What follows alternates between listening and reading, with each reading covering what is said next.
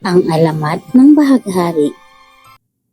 Noong unang panahon, sinasabing walang kulay ang mundo.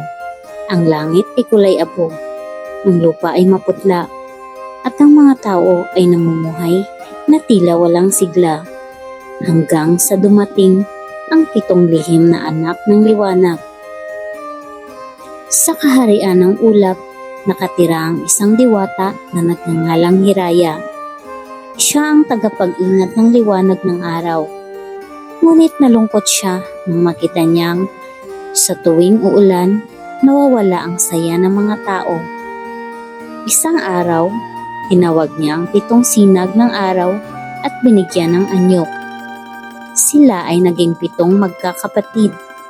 Pula, sagisag ng tapang, kahel, sigla at pag-asa, dilaw, ligaya, berde, buhay at kalikasan, asul, kapayapaan, indigo, lalim ng pag-unawa, lila, pananampalataya at pangarap.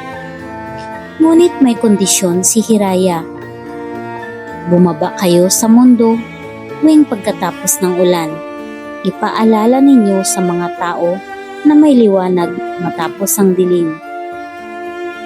Ang unang paglitaw ng bahaghari. Isang malakas na bagyo ang dumating sa isang maliit na baryo. Nasira ang mga pananim. Maraming umiyak. Isang batang babae ang nagdasal.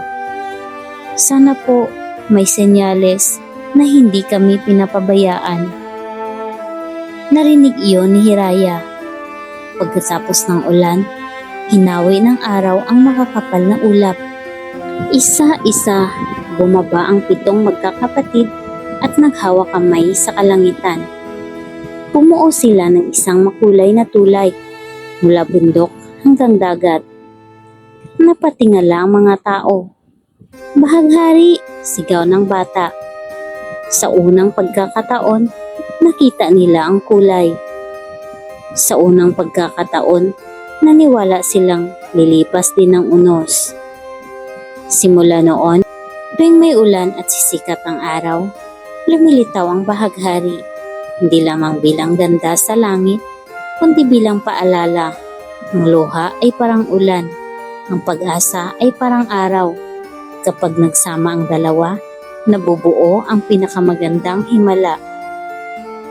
Hindi maiiwasan ng bagyo sa buhay, ngunit tandaan, ang bawat unos ay may kasunod na kulay. At kung minsan, ang bahaghari ay hindi lang nasa langit, nasa puso ito ng taong marunong maghintay, magtiwala, at muling maniwala.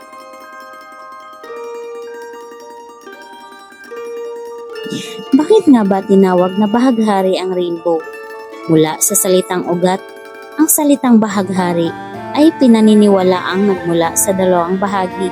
Bahag, isang piraso ng telang isinusuot ng mga sinaunang mandirigma o loincloth. Hari, nangangahulugang pinuno o makapangyarihan.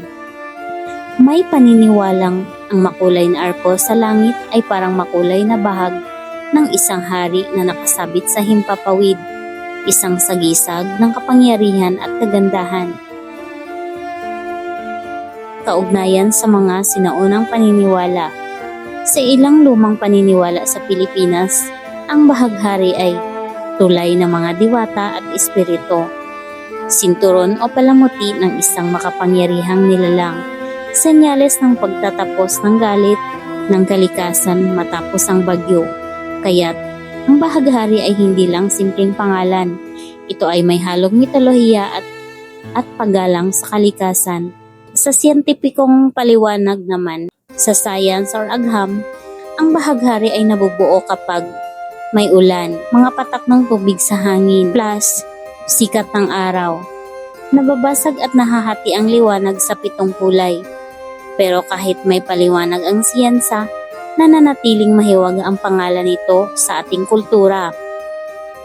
Isang magandang simbolo, ang salitang bahaghari ay parang paalala na may kapangyarihan ang liwanag matapos ang dilim at may kagandahang lumitaw pagkatapos ng unos.